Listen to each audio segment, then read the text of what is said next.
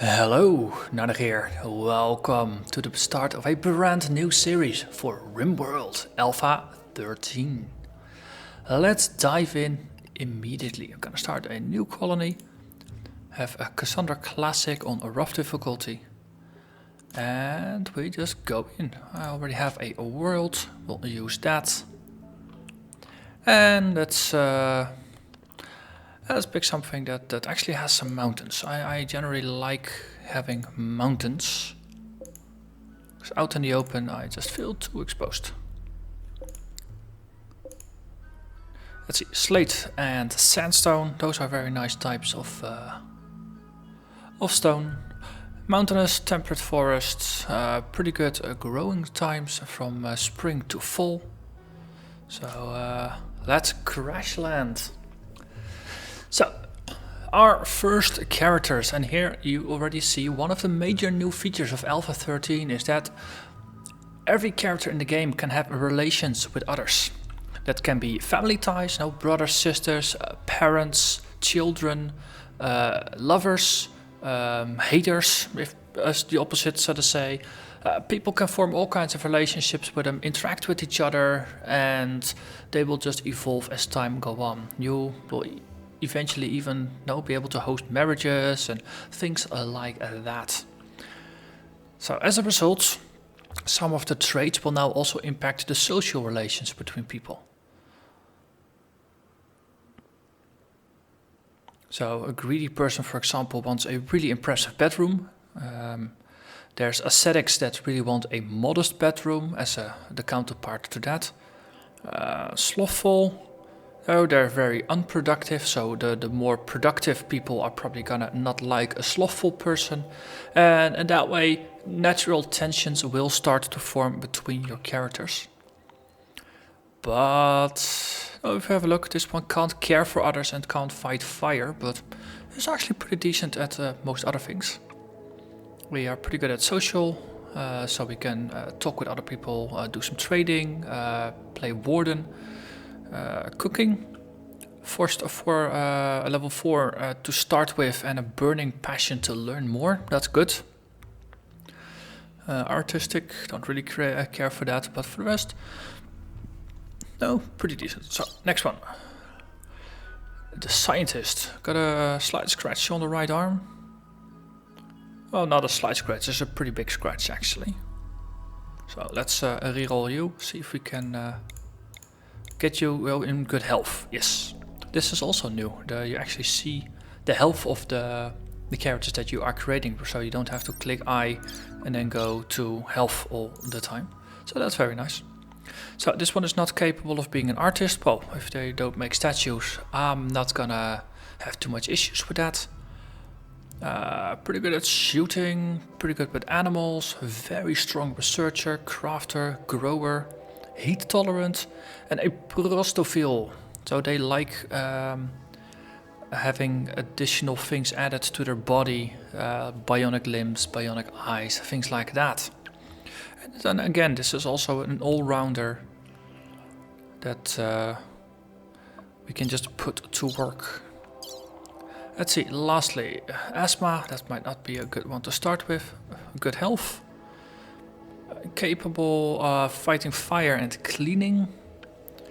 Let's see, abrasive, that's going to be interesting in social situations. Neurotic, so works faster but also has more stress. And heat tolerant, that's the second heat tolerant person we've got. And this one just rolled very, very strong in all other things. Oh, childhood as a video gamer, that has to be right? Okay. And because we will eventually get a growing number of characters, I took the effort to dig through all the positive YouTube comments I've had since I started my character. And I wrote down the names of everybody who left a comment. As a result, I've got a list with over 100, 150, something like that names. And I actually sorted them in a random order, and I'm just gonna use your names for the nicknames of characters that you will see in game. So first up will be Game Bug Find. And there's a limit. Gamebugfy. That's gonna be the first nickname. Next up, Max Musterman. Max Muster. So I'll be mangling all of your names on the YouTube. And Louis Cabrera. Louis Cabre. Just imagine the era afterwards. And we start. So it shouldn't be too long until we have like 6 or 7 people walking about. So if your name did not roll with the initial 3, it might still show up. So the 3 of you awake in your crypto sleep sarcophagi to the sound of sirens and ripping metal. You barely get to your escape pods before the ship is torn apart. Sometime later, you land on this unknown RimWorld. As pieces of the shredded starship fall around you, you start making plans to survive.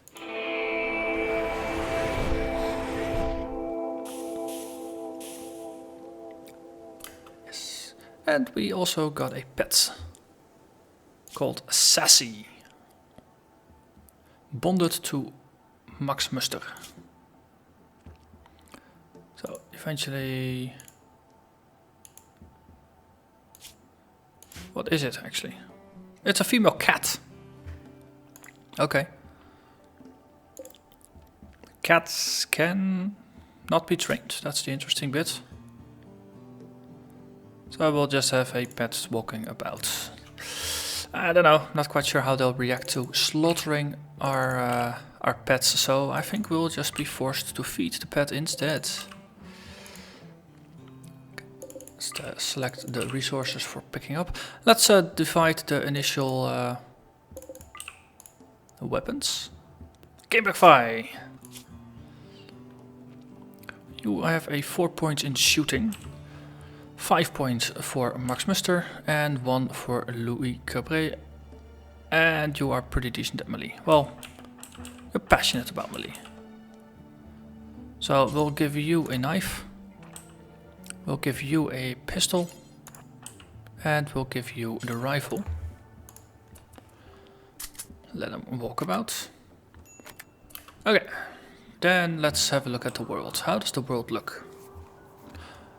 Ooh, there are survival meals over there. Maybe you want to grab those.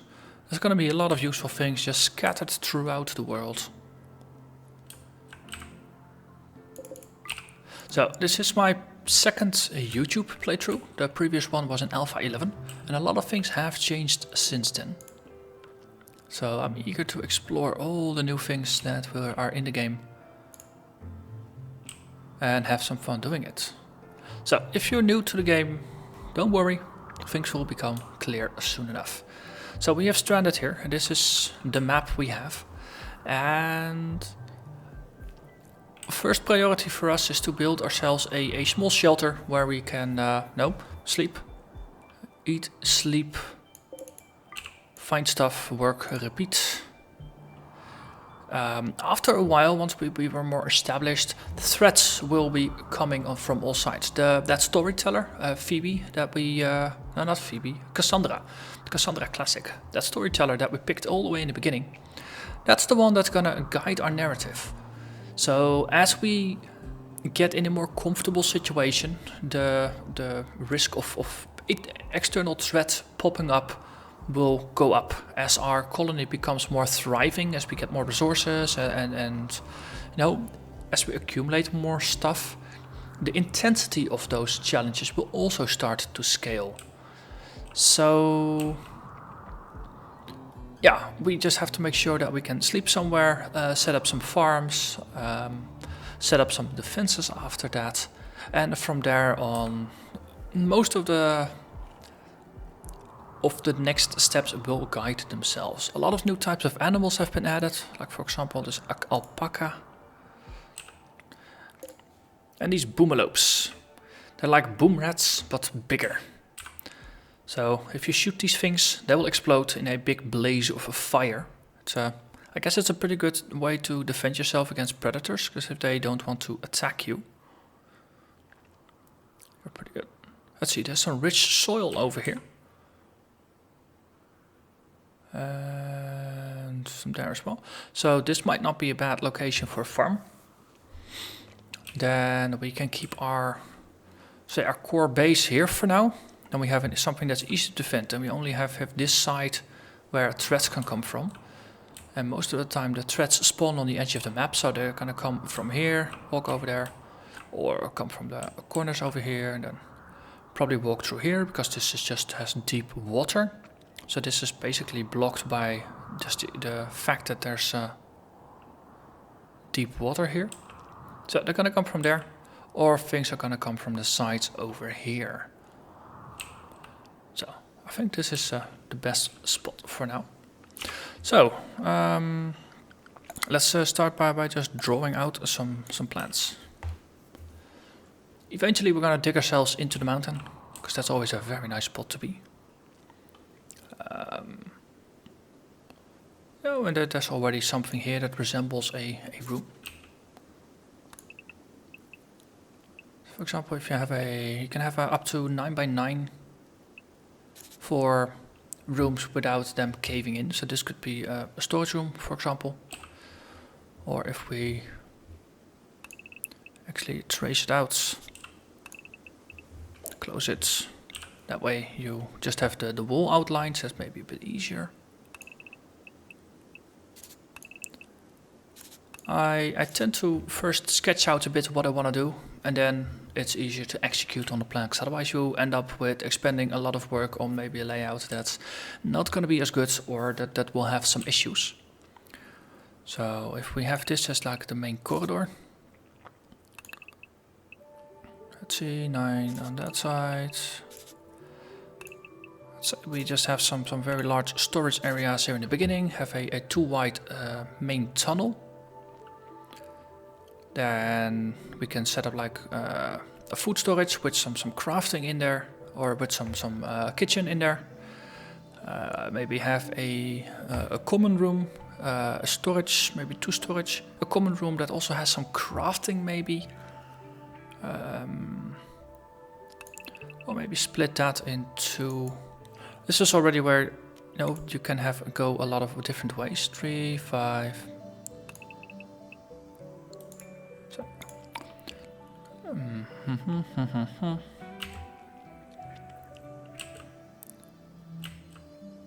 And of course on the outside we can also wall some stuff off and build ourselves in and get a bit of a compound set up. So this could actually be the deepest parts of our dungeon, and we can just have all our houses and stuff in front, because that way we can build up our houses earlier. That sounds like a better idea. So let's say we go with the idea of just having a main tunnel that we connect all kinds of room to, and maybe with some intersections and things like that. So maybe we just want to be able to walk around it here. So we just open up the paths here. We have some doors for these rooms as well. Seems useful. Back to planning. 3, 5, 6. So 5 by 5 for a regular room is big enough. It's not going to be impressive, but it's going to be functional. 6 like that. So maybe we have 4 rooms next to each other. 3, 4, 5, 6. We can, of course, have rooms on the back side as well. That way you can just make a path around it, like so. Have a path here, path there, path everywhere. And on the other side, we can set out a similar thing. We're not going to build all of it, but this way, as I say, planning out things a little bit in advance, it helps.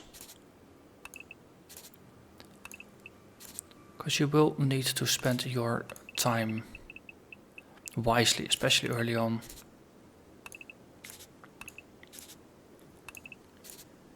You don't want to reconsider your build halfway through. So. Okay.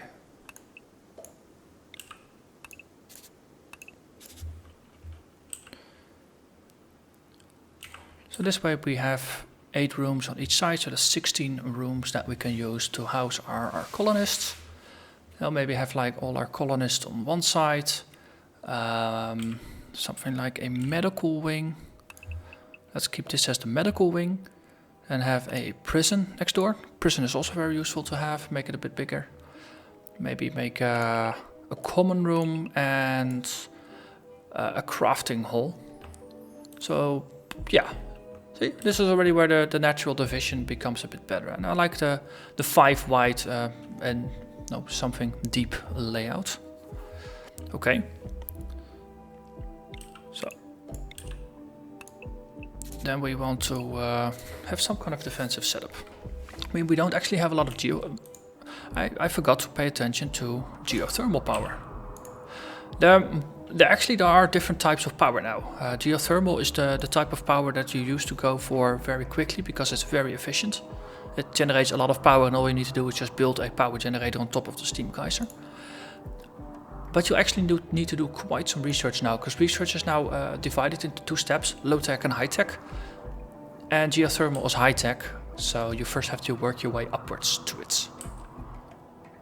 So we got some geothermal there and there, so that's going to be out of our reach in the beginning.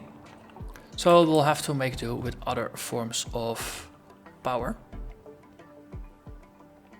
which we'll probably want to have a generator room for, so we can actually have power generators that we can just power with wood, which is going to be pretty useful.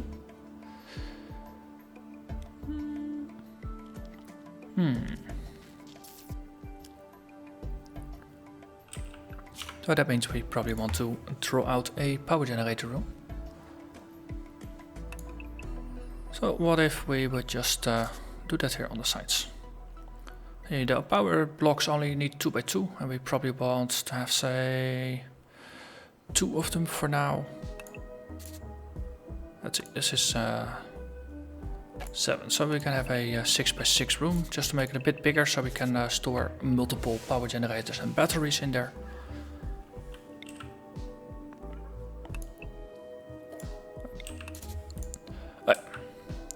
Then we have most of our things set up. If we have like a fridge over here, we can also vent warm air into here as a heater, so we can save on some heating costs. We could actually keep the power generator as an open room, then put some heaters in there as well, then it's all nicely tied together. We will eventually need to put some coolers on the outside to get in heat waves actually to cool things down. It's always something that you forget. And then we need to have an entrance of sorts, because people will attack us and they might actually drop pod on top of us. So we need to do something with a defense of some sorts. And also what I realized from previous playthroughs, you don't want to go from indoors to outdoors. You want some kind of gate in between with a small room that acts as a temperature bridge between the outside and the inside, so you don't just vent all your warm air out immediately. Okay, well, I think that's been enough talking and planning. Let's actually go for it. So this is going to be our storage room for now. And we'll just accept it as a stockpile. We will need some dumping, and because we sketched out that this is going to be the inside, this is going to be the outside for now, we might as well use the outside as an actual dumping ground. And let's use both sides of the outside as a dumping ground.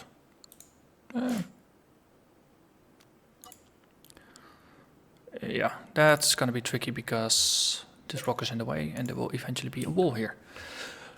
Alright. Farming. This is very fertile, so we want to start with farms over here. It's going to be further away, so they will be walking up and down, especially once we start harvesting. But no, it's going to be more productive. We can always make more farms closer by once we got our good farms set up. So let's start over here, like a 6 by 6. And another 6 by 6. Let's see, we do a 5 by 6 and then we just attach it. So it will automatically extend something if you got it selected.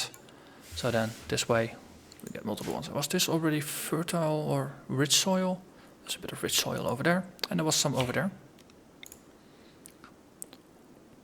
So let's see if we just work our way backwards.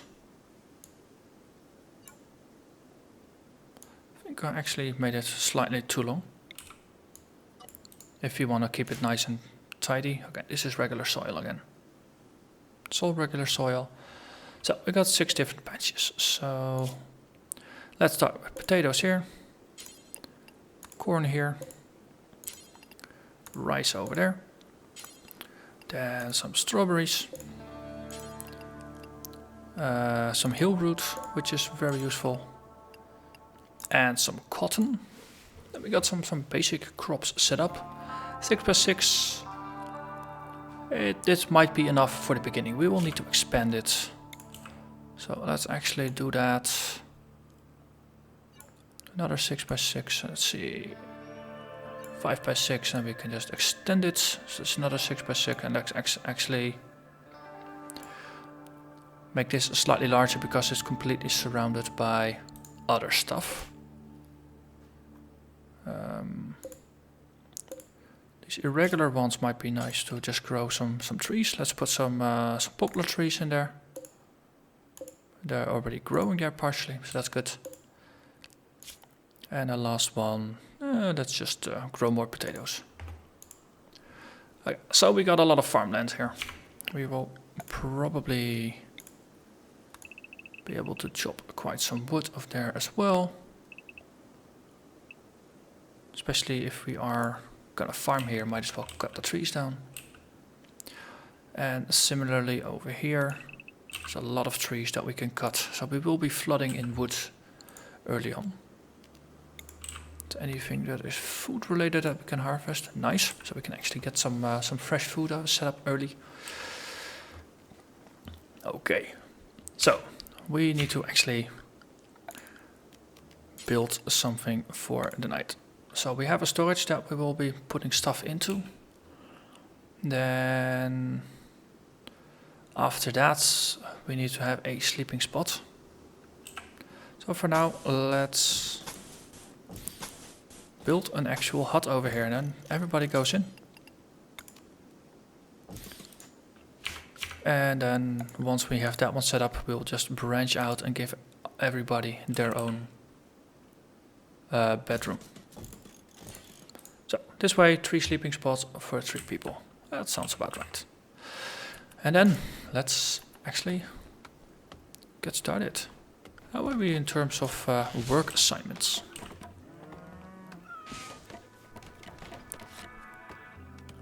Just to double check that we actually have people assigned to do everything. You are a cook, you are a hunter. We had one person that had a knife. You are not a hunter. That's Louis, the chef.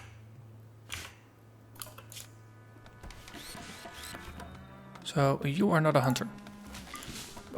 Because the simple fact I don't like people hunting with knives or with melee weapons. Yeah, it's gonna be, you know, it's if things start to get angry and attack you back, then you really don't want to be standing there holding a small knife against their large fangs. That's just not gonna work out very well. It's better to do it with a gun from a distance. Also, we have a room. That went rather quickly, I have to say. So maybe we should build up more rooms.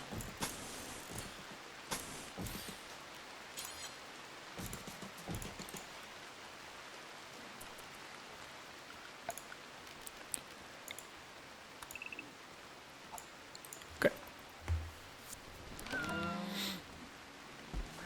Well, at least there are sleeping spots, so that's gonna work out pretty well. We can actually fold out our current supply of materials. So we crash landed with a bunch of packaged survival meals.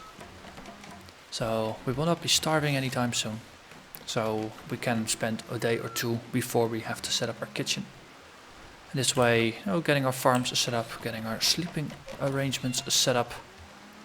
It's all good.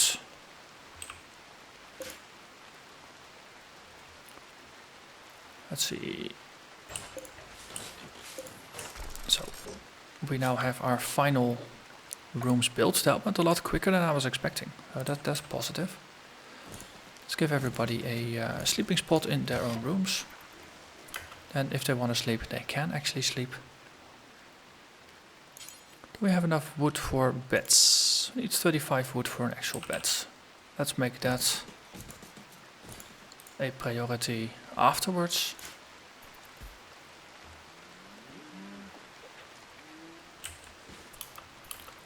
Okay, we have a lot of wood. I mean, Max Master is really just chopping down those trees. Good, that means we can take out the sleeping spot over here. Next up, another sleeping spot that we can take out. Are you gonna finish the other one? Gonna cut down a tree. Yeah, you're gonna build your final bed. Excellent. Everybody has a room and a tree, and a bed. I think this is the best start we've had so far.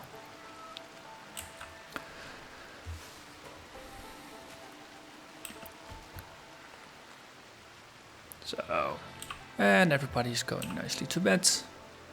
And I think this is a very nice point to call this an end to the episode. So, we got started, drew up some plans, and gave everybody their own bedroom so they could nicely sleep. Next episode, we're gonna continue just, you know, filling in the blanks, getting stuff up. We probably need a common room with some tables and some chairs where people can eat. Then we need a kitchen, and we need a fridge, and we probably need to get some form of electricity up and running. So there's gonna be a lot of stuff left to do. So I hope you'll join me again next time. Bye bye.